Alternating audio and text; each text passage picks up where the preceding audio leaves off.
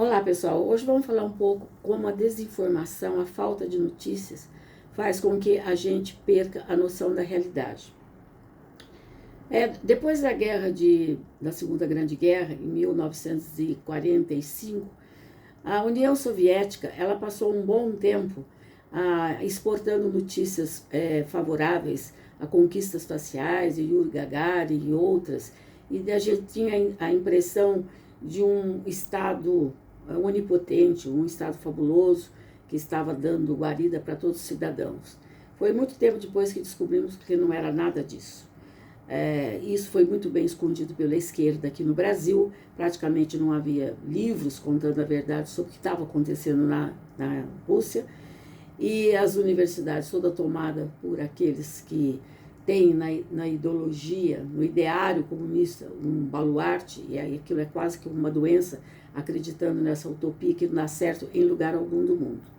Só agora que nós estamos realmente sabendo o que é a verdade.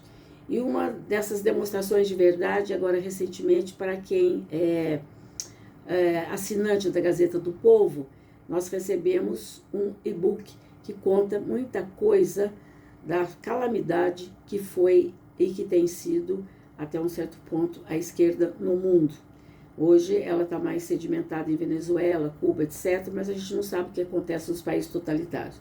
Mas vamos falar de tempos passados, de que aconteceram de 1945 até 1961, mas alguns dizem que até 1991, são muitos fatos. Eu elenquei alguns fatos aqui, até que eu vou mostrar no computador, eu vou ler no computador os tópicos principais, os capítulos desse resumo do e-book. Primeiro, antes da grande fome na Ucrânia, nós vamos ver aqui os campos de trabalho forçado, onde morreram milhares de opositores do comunismo. Dizem que até Stalin matou muito mais do que Hitler, porque Hitler teriam morrido 6,5 milhões de judeus, e Stalin, na época dele, até os finalmente, chegou a matar 36 milhões, não só dos russos, mas também aqueles da Ucrânia, da Romênia, dos países satélites.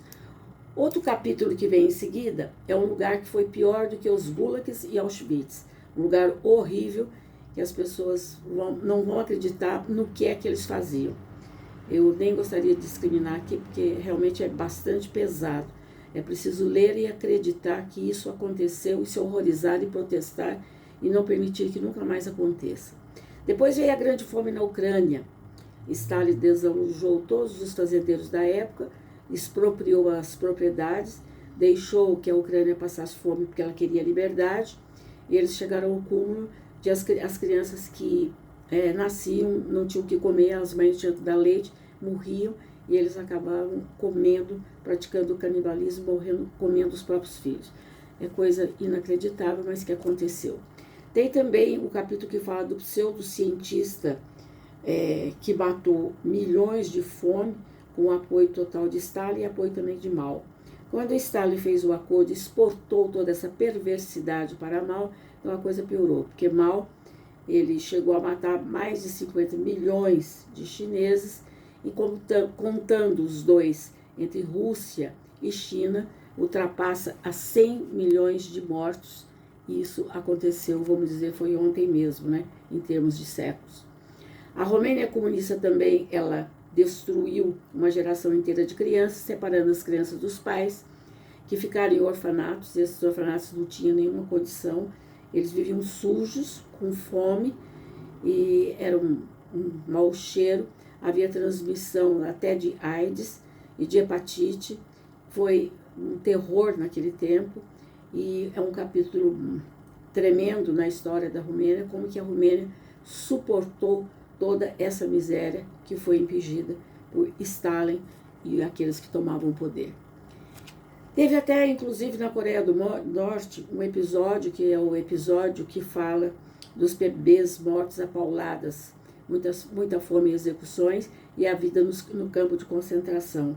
E por que matavam os bebês a paulada? Porque eles queriam reduzir os habitantes, reduziu os nascimentos, os nascituros, e eles não conseguiam fazer essa redução de população, então matavam as crianças ainda novinhas, tinham acabado de nascer, né?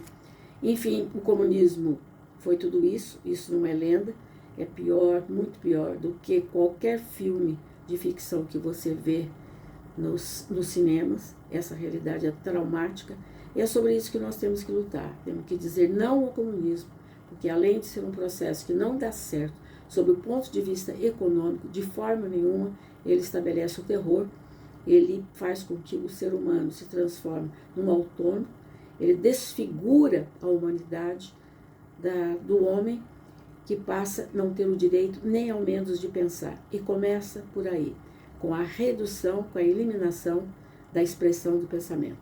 Vamos ter cuidado.